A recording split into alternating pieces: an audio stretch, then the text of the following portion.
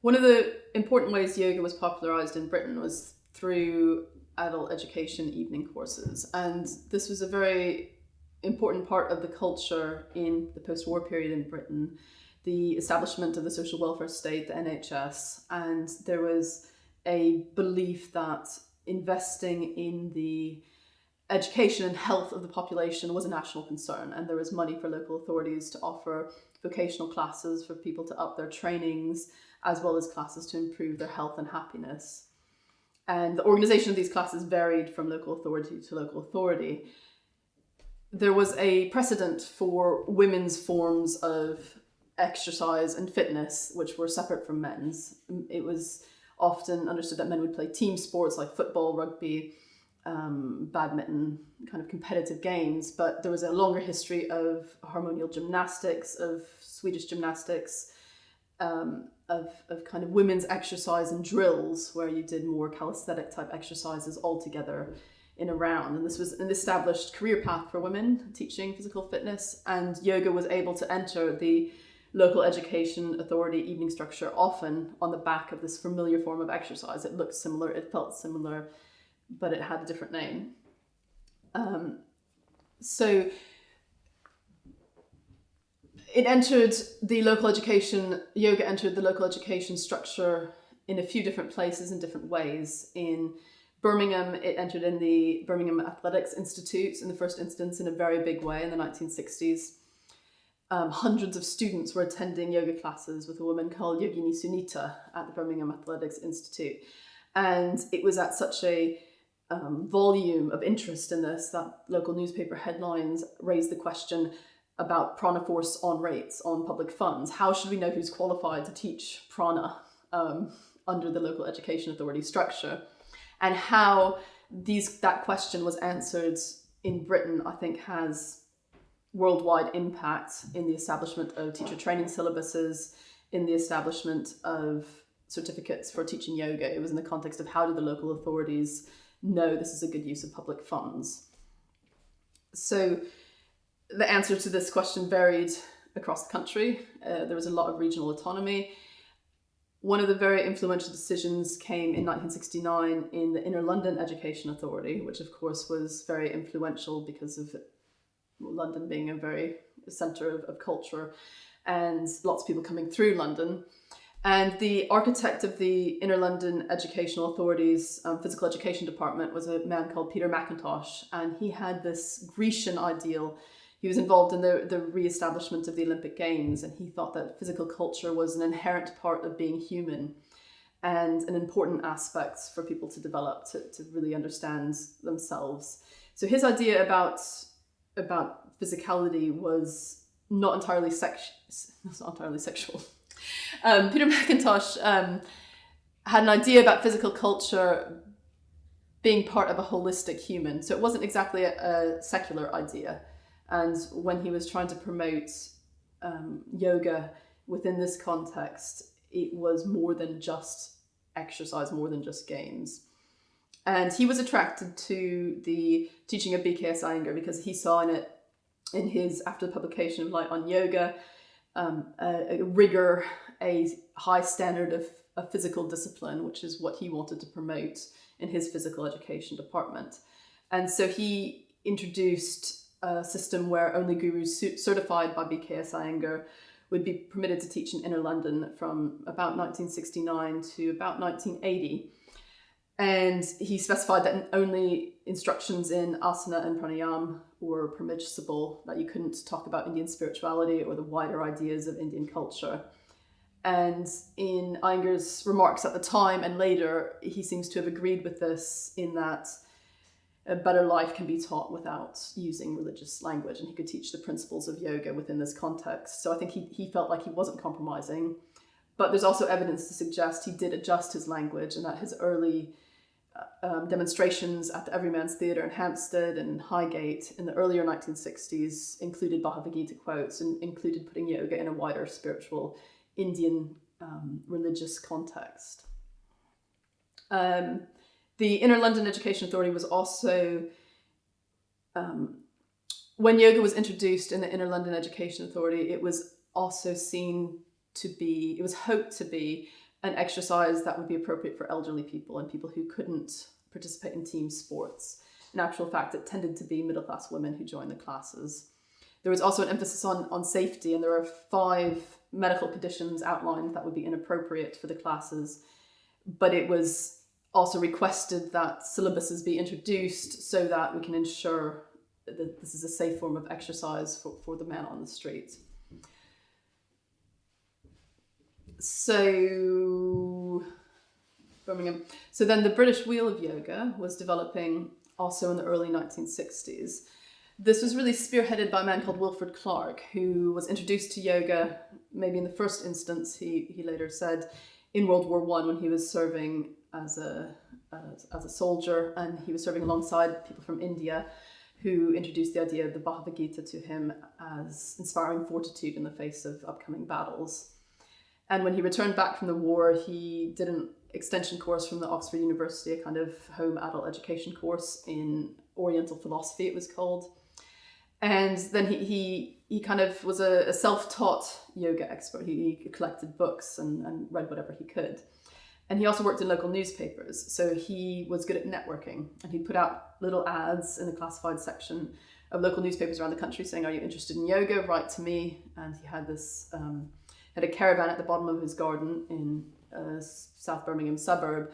And from there he would file all these letters in terms of regional locations. He would write back to them, start a correspondence, and then where appropriate, he'd put people in the same area in touch with each other and encourage them to form their own yoga groups and self-study areas. And then he did a carbon copied newspaper off his typewriter and would send it to these. And this was the early start of the wheel, which was really, he was kind of the hub of the wheel, and he helped network and share resources between people all over the country.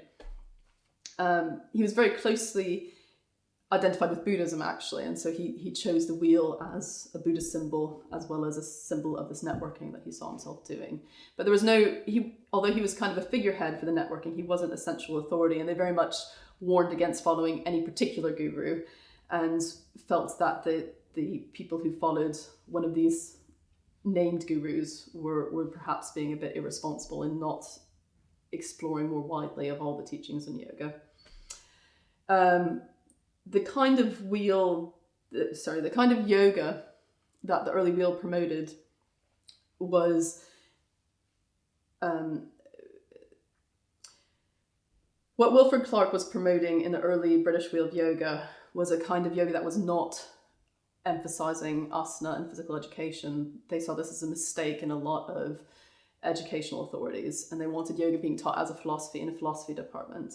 And the kind of recommendation in the late 60s, early 70s for yoga class was that it would be 1 part postures, 1 part meditation, 1 part relaxation, and 1 part philosophy. What was taught as philosophy was the kind of lists of different types of yoga that you find in Vivekananda. So Raja Yoga, Bhakti Yoga, Karma Yoga, Jnana Yoga, and what these are. So that yoga has a variety of aspects, and also probably the Bhagavad Gita as an important expounder of how to live a yogic life. So when appropriate, Wilfred Clark would encourage people in his network to put themselves forward to teach yoga classes in their local authorities, and he would provide them with references and testimonials and eventually certificates to give them authority to teach yoga in these contexts. Yogini Sunita? Margaret Ward. So in the early 1960s, when Wilfred Clark was organising, he closely collaborated with a woman called Wilfred Clark was collaborating with a woman called Margaret Ward, who's often listed as a national secretary, as the national organizer, as a secretary of the Wheel of Yoga. And it's really unclear to what extent she was doing, what work she was doing. All the quotes, all the figureheads stuff was about Wilfred Clark. And there's a story here, obviously, that I wasn't able to uncover and was a bit hard to unpick from what historical records I could find. There might be someone out there who knows more. Clark. I wanted to say about one of the things I think is most important about yoga in Britain is how it replicated the opportunities and the power inequalities of society through the 20th century and into the 21st century. So in many ways, the women who attended were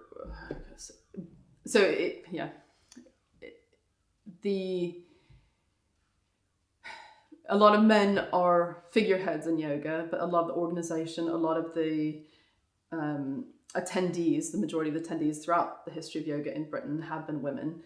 And I think these both have reflected the power structures, the social inequalities, and how gender relations fit in British society. And it also provided a space for individual women, and eventually, in some aspects, the culture as a whole, to make shifts in their understanding and in a more equal society. So when women started attending local evening and classes in the 60s, they might have been trying to, there was some really great language in yoga journals about how yoga saved individual women from housewife syndrome and how they were just completely bored with their life as a mother and a housewife, and the evening weekly yoga class felt like a life preserver to them.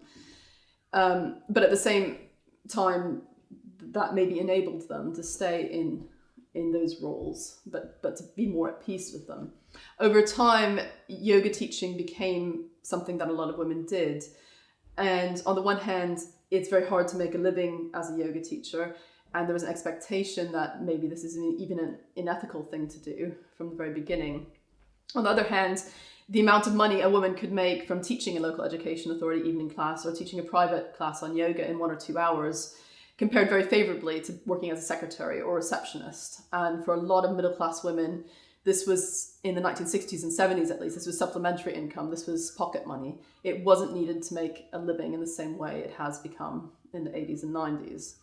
So it served an emancipatory function for a lot of women at the same time as replicating the power imbalances and structural inequality of society at the time.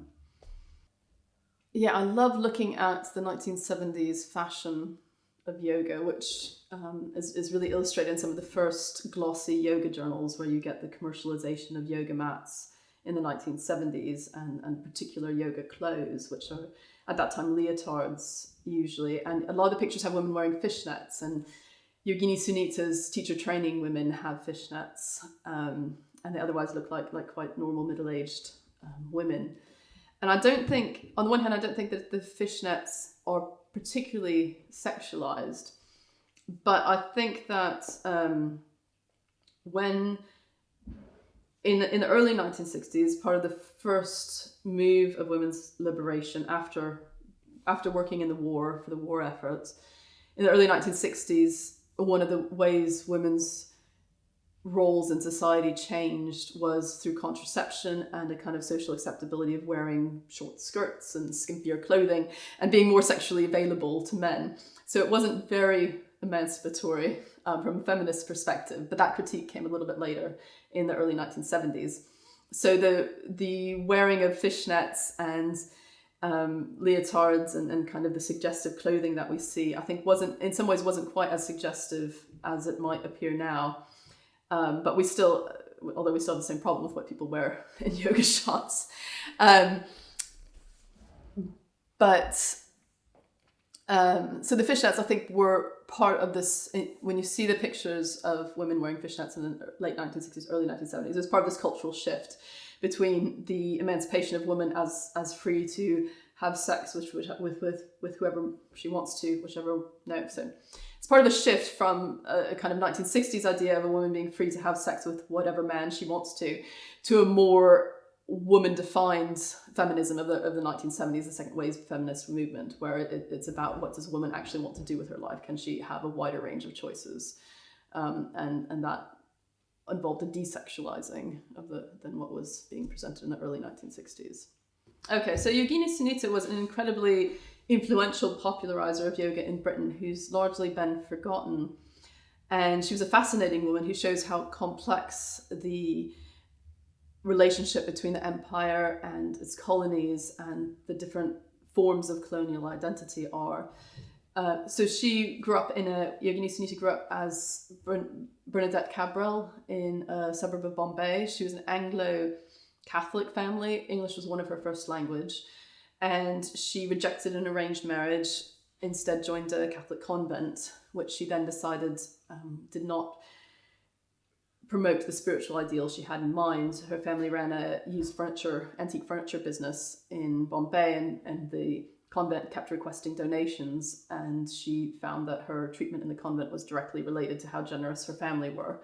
So she ran away from the convent and returned home, which was seen as a kind of socially difficult thing for the family, but they accepted her back at home, and she wandered along the beaches of Bombay during this period where she didn't know what to do with her life, and was introduced to a wandering yogi who taught her techniques by the name of Narayan Swami, and this, she reports later, transformed her life.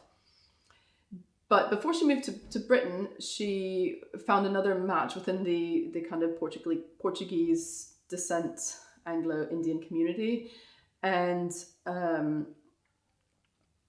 at some point after being introduced to yoga on the beach, Yogini Sunita accepted an arranged marriage with another of someone who's known to her family. She found a marriage that she was happy to accept, and she worked in the Italian embassy in Bombay. She wore business suits, she dressed as a Westerner, she spoke English.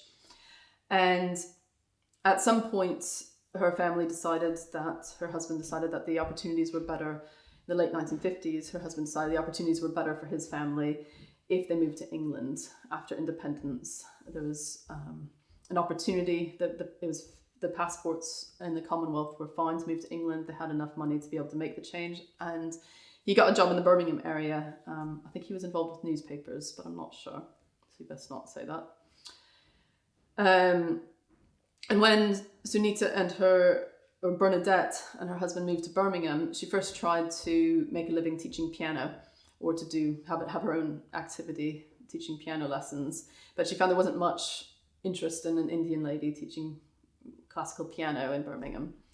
So somehow she decided to reinvent herself as Yogini Sunita, and instead of wearing the westernized clothes that she had been wearing in Bombay, she started wearing saris and put her hair in a shingon and kind of orientalized her image and began teaching yoga. And she found there was a huge demand for yoga classes.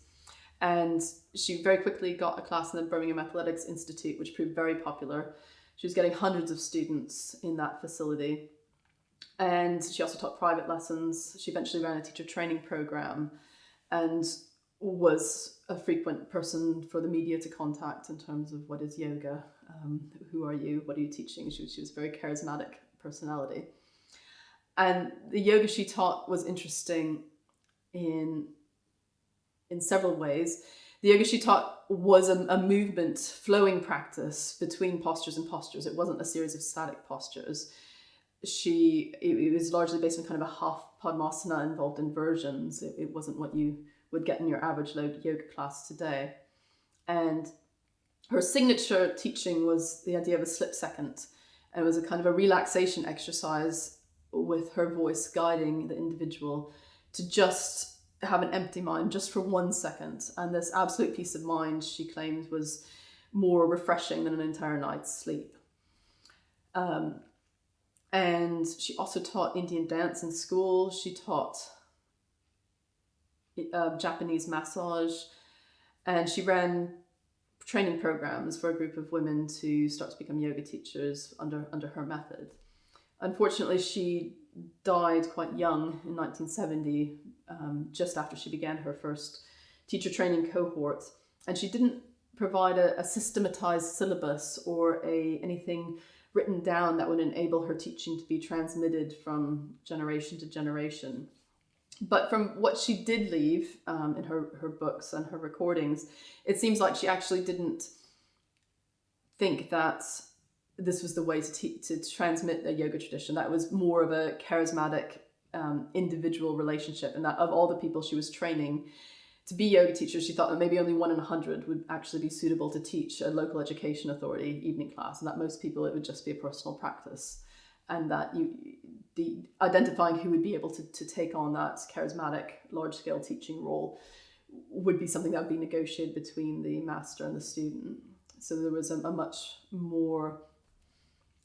she didn't institutionalize her system of yoga teaching And some of that might have been because of her untimely death, and some of that was inherent to what she was trying to do. Well, when Iyengar first came to Britain, he was very happy to teach yoga to anyone who would listen to him, and he was just really working hard to get anyone interested in yoga. His first few visits to London under the sponsorship of Yogini Sunita in the 1960s, he only found students through the Asian Music Circle, which was kind of Menuhin's friend group, who maybe were doing him a favour by coming to the classes. And a lot of these were women, women musicians, and in particular, Angela Maris and Beatrice Hartham were involved in organising that. They became great promoters of yoga, Iyengar yoga in London. And also there was a woman called Diana Clifton, who was part of that early group, who also took an important leadership role in designing syllabuses later. So I don't think Iyengar started with an intention of popularising yoga with women, but because women were the first people to come to his classes, they proved the most dedicated students in many cases. He taught women. And then when he was popularising yoga in the local education authority evening class structure, again, the intention of the people who brought Iyengar into adult education was not to teach women, but it was mostly women who attended the classes, partially because of the precedent of this is kind of physical culture, physical exercise that's familiar to women and is considered appropriate to women.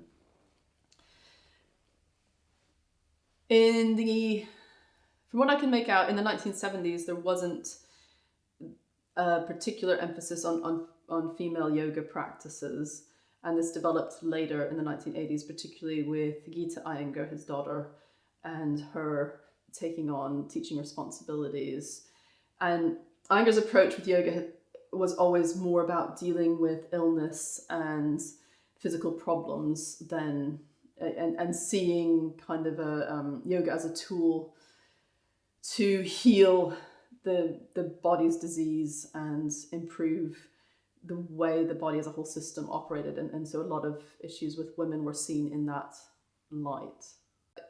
In the way the Iyengar movement was popularised in Britain, it was women who were providing the teacher training on the ground, who were teaching most of the classes.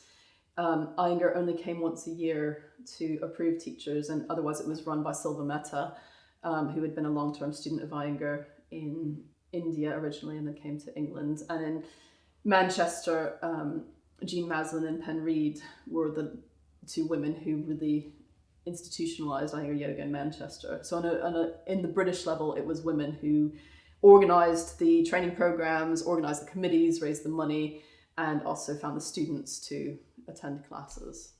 The first appearance of yoga on television came really early in 1949. There was a Sir Paul Dukes offered a 4-part series on yoga and health, and this was early black and white television. It wasn't recorded, but according to the according to the audience feedback notes, which are quite extensive, it really received mixed reviews for a number of reasons. Dukes was very closely associated with the Russian ballet, and he got some of well-known ballerinas to act as his models in the show. And he very salaciously put his arm around the waist of some of his students, which was considered over the top in 1949 and quite inappropriately sexual. So this turned some readers off. This turned some of the audience off watching. There was also a real confusion about whether it was a spiritual or a physical practice, and people wrote in to find out where can we get more information about yoga. They were both upset that it was presented as too physical and upset that it was presented as a kind of spiritual thing as well. So there's kind of no way the audience would win. No, that didn't quite make sense. The audience reception was so mixed that the BBC producers said that they would give yoga a good long rest and that it wasn't worth pursuing at this time. Then yoga starts to appear on television again in the early 1960s. There were a few appearances of Yehudi Menuhin, the virtuoso violin player, and his guru, which invited B.K.S. Iyengar to give yoga demonstrations. And Yehudi Menuhin made a huge impact in British culture and in bringing Iyengar and providing platforms which enabled him to reach people through the television and also to reach people through his networking with the upper classes of society, enabled the publication of Light on Yoga, and enabled Iyengar's entry into the Inner London Education Authority evening classes. Then in the later 1960s, Richard Hillman had made an impact on American television and was offering a yoga program aimed at women. It was aired in America just after you returned from bringing your kids to school, so about 9 a.m. And yoga as a form of exercise and self-care for women at home on the television. And a man in Britain called Howard Kent had connections with ITV and wanted to bring Hillman over here to do a British series. So that was called Yoga in Health, and he got that off the air in about 1970. And one of the people Hillman had been working with in America came over, and they also chose an actress called Lynn Marshall, who had no previous experience with yoga, but was charismatic and was able to provide a kind of beginner's model of yoga. And she became a very important figure, and she was yoga on television, a face of yoga on television, ITV, into the 1980s, in fact. And she had these lovely unicolored unitards where she gracefully performed postures. This was a kind of gentle yoga for health. And again, it was largely aimed in terms of television marketing slots for women who might be at home during the day. Howard Kent's vision was very inclusive. He wanted yoga for all. There's early books about yoga for the disabled, yoga for the office worker that Howard Kent sponsored in Britain, specifically for those populations. And he also established the Yoga for Health Foundation, which had a retreat centre outside of Bedford, which was quite influential in the 70s and 80s in providing a space for medicinal remedial yoga. A lot of yoga for specific medical conditions was considered remedial yoga. And then in response to the success of Yoga for Health on ITV, the BBC's popular lunchtime show Pebble Mill at 1 also introduced a yoga segment. And this segment was interesting. It was a couple called who had been taught, it was an English couple who taught the yoga there, and this couple had been taught by Gopal and Kailash Puri, who were Punjabi immigrants to Britain, Sikhs. And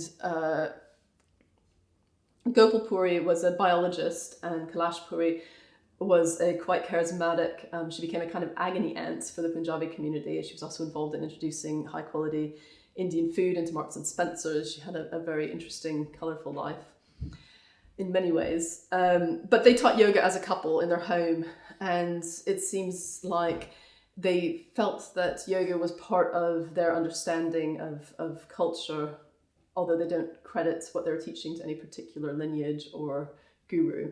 And they emphasized a lot of relaxation and progressive relaxation, as well as postures and things like that. Another important yoga on television was Yoga for All with Arthur Velasquez. And that was interesting because it was bringing in the human potential movement and the kind of anti-psychiatry of R.D. Laing into the mainstream. And so yoga was seen as a place for psychological transformations and personal development, which of course was something that the alternative hippie populations from the mid-60s onwards were also experimenting with, but this was presented on the BBC as something that was acceptable for everyone.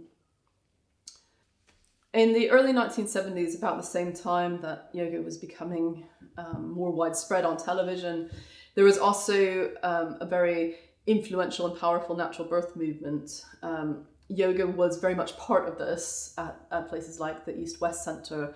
There was women's networking in the kind of the beginning of second wave feminism to explore their bodies, and women began sharing their birthing experiences and how they felt disempowered by the medical profession.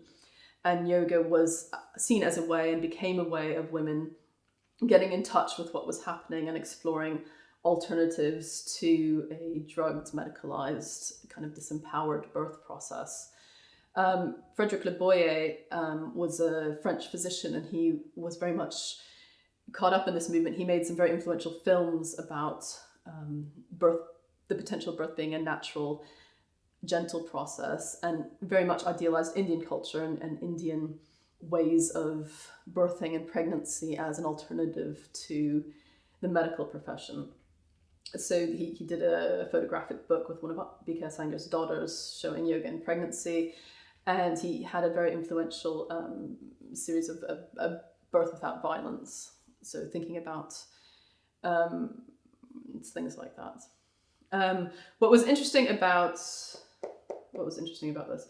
So I think that yoga had a very important role in enabling women to push back against a medical profession that objectified their bodies, particularly in the birthing process, and it became a way of women taking back more control in pregnancy and in the process of labor.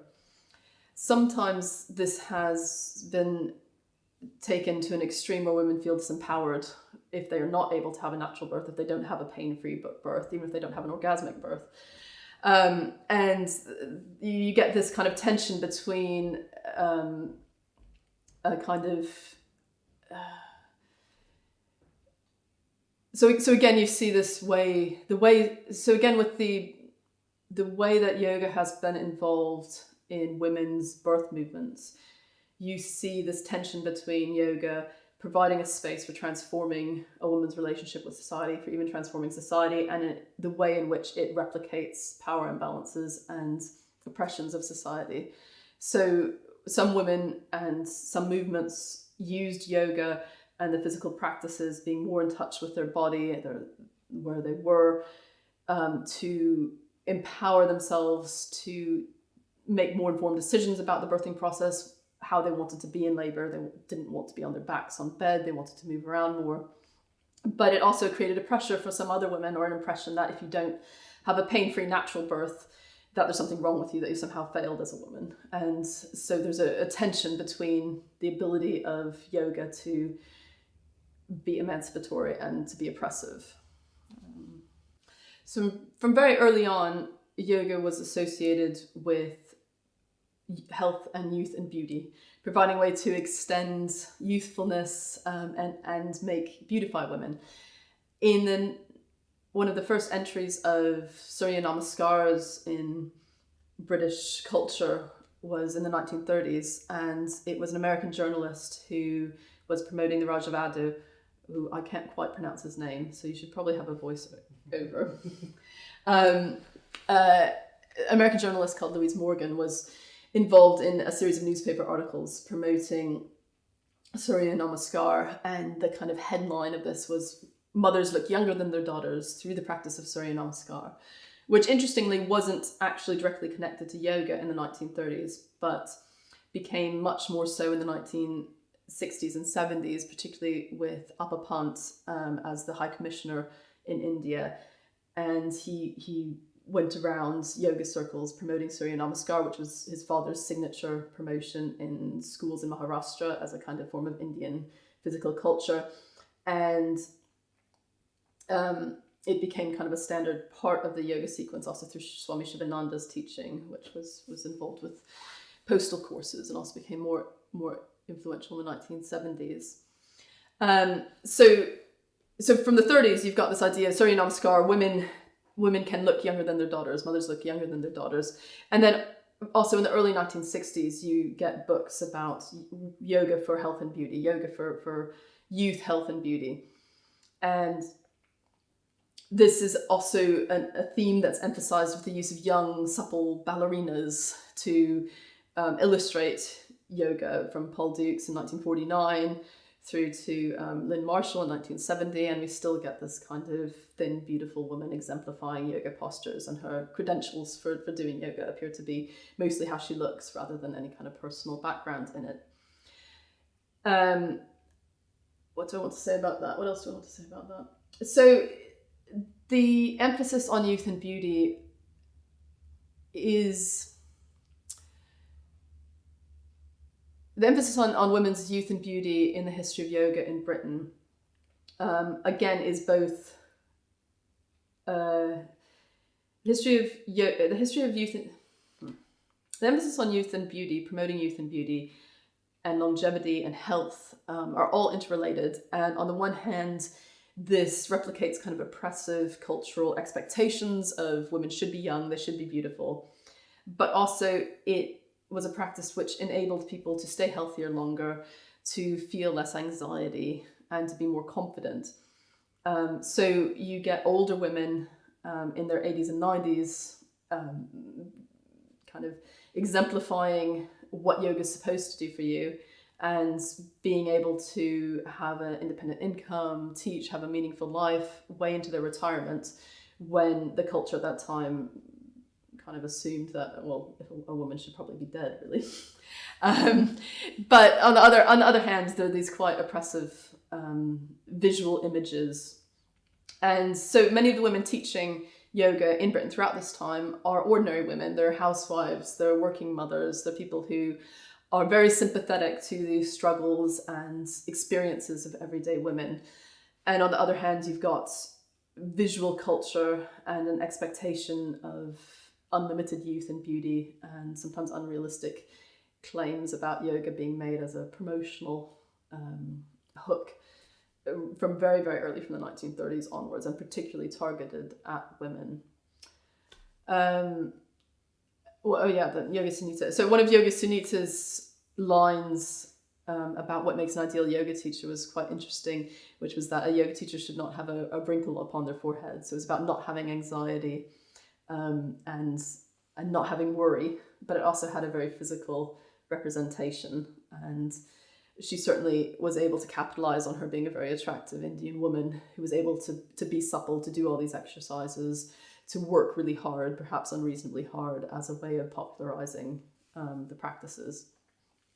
But at the same time, I think she was very sympathetic to the struggles of everyday women, of motherhood, of finding an income, and they were struggles that were not unfamiliar to her own experience.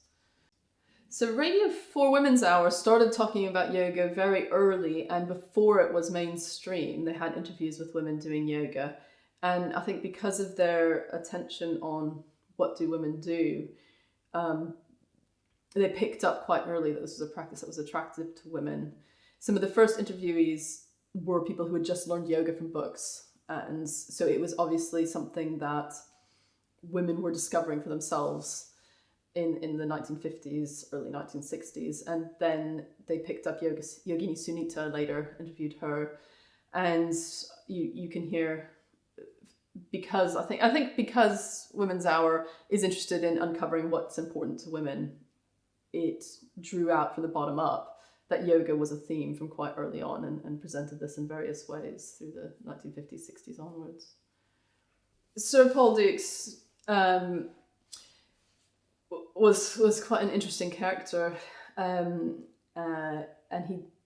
so of course Sir Paul Dukes did the 1949 first appearance of yoga on television in Britain.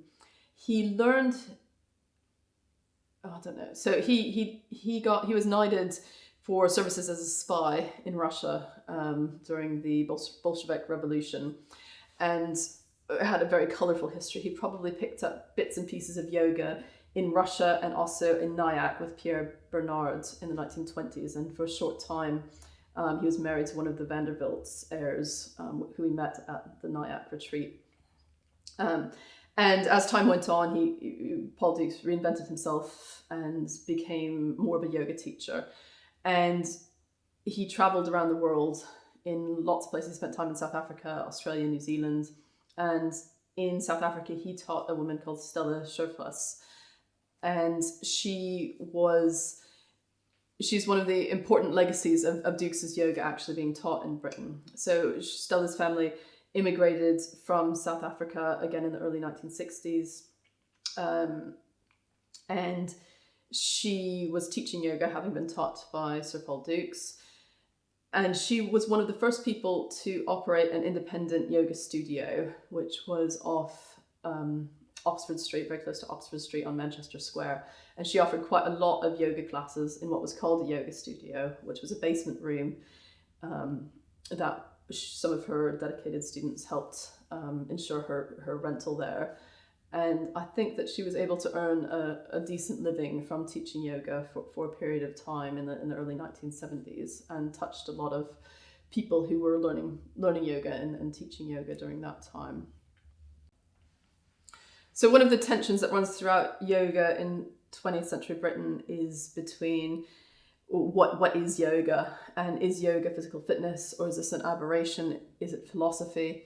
Is it something in between? And so in the pages of the British Wheel of Yoga's journal in the 1970s, you get a lot of passages of Wilfred Clark in particular, emphasizing that yoga is not true yoga unless philosophy and meditation and relaxation are taught, and that if it's just asana and pranayama, that's not true yoga.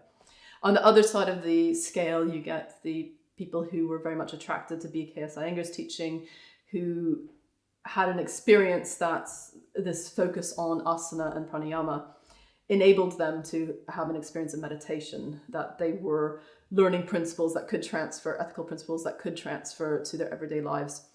One of the most popular influential teachers of Iyengar yoga in the local education authorities was this woman called Penny Neal-Smith. And she was well known for making parallels between the asana instructions and kind of more ethical life choices. And that was definitely one of the attractions a lot of people had to her classes. And she was very, very charismatic, interested in social justice and things like this at the time. So there was this really strong tension between, is yoga philosophy, is yoga physical education and physical culture? And there was also a tension between the wheel and the Iyengar people in that, between the wheel approach and the Iyengar approach, in that the wheel wanted to do gentle yoga with a smile, and B.K.S. Iyengar was seen as a violent contortionist who was ruining the reputation of yoga by emphasizing its physical aspect and teaching in quite a harsh manner. Which was early on recognized as inappropriate. Wheel also often criticized anyone who became devoted to any one guru, and they really wanted people to shop around, to not overly identify with one guru figure, and criticize the followers of Iyengar for kind of being groupies and blind to the wider picture of yoga. So in the 1980s, the local education authority evening structure collapsed with the kind of neoliberal ideology of Margaret Thatcher. So there wasn't funding for yoga in the same way. And it took a little bit of time for yoga to recover its popularity. It never quite disappeared. The people who were committed to it continued. It was still being taught. But it was a bit less public for a while, and things like Jane Fonda's aerobics became more popular. And it was in the context of having to re-establish a new form of yoga for popularization that the various people who had been in contact with Patabi Joyce and Mysore popularized Ashtanga Vinyasa yoga in Britain. And this proved to be a very accessible and popular form for young people, for people who were office workers, who had a fairly sedentary lifestyle. And also the Mysore style classes enabled a kind of economic model for the survival of a commercial yoga studio, which has to pay the rent, which was a new model of how do you make yoga. It was a new model of how do you make yoga, that's what I'm looking for, sustainable. So in the 90s, there was a new problem of how do you make yoga visible and sustainable in a neoliberal context where you have to pay market rents. And yoga didn't get back into the gyms until after Ashtanga Vinyasa yoga of Patabi Joyce became popular, really. And then all these underground forms of the Iyengar tradition, the wheels tradition, which had been going on, there had been continuous yoga through all this time, suddenly became more visible again in the public dialogue and the public discourse. An important part of yoga in Britain, I think, is a very British English belief that religiosity should be private and personal. And this comes from a very long history, of course, of religious warfare and the gradual acceptance of Catholics and Jews into the political sphere in Britain, which happens quite late in the 19th century, really, and even into the 20th century. So there's kind of an idea that as long as you keep religion private, the social contract is easier to live as neighbours. And so this also came into yoga, and the extent to which yoga was seen as not being religiously contentious. It was more socially acceptable. And the Indian yoga teachers like B.K.S, Iyengar, like Yogini Sunita, who were successful at popularizing yoga in the wider social context. Also, the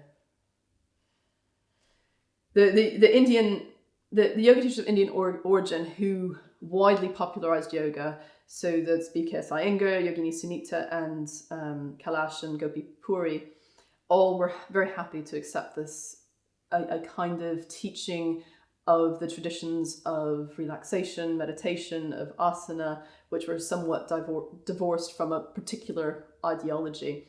And I don't think this is a betrayal of the Indian context, because in India you've got such a multiplicity of religions that I think this is actually part of the Indian experience, that there's aspects in which you can coexist and respect the traditions of others without getting into a doctrinal fight about it. On the other hand, from the 1960s onwards, you had increasing numbers of more sectarian guru figures also popularizing yoga. So the Maharishi Mahesh Yogi, Yogi Bhajan, all sorts of people who were promoting a specific ideology. So you had both going on at the same time. And often people would explore different teachers. So it was really the minority who attached yoga with any specific ideological dialogue. So I think the UK influence on the US market is really underestimated in the way that the structures for certification and teacher training programs, I think, were really created in the context of local education authority in Britain. I think that these were then ready for being picked up on when in the commercial sphere in America, people wanted certification and insurance approval that this was a kind of yoga that was safe and appropriate and beneficial rather than injurious, and not a cult, but something that was about exercise. And then in the context of the late, in the context of neoliberalism in the late 1980s, 1990s, I think the American model has come back to, has been in the context of particularly since the mid-1990s onwards, an American capitalistic approach has become more influential in Britain.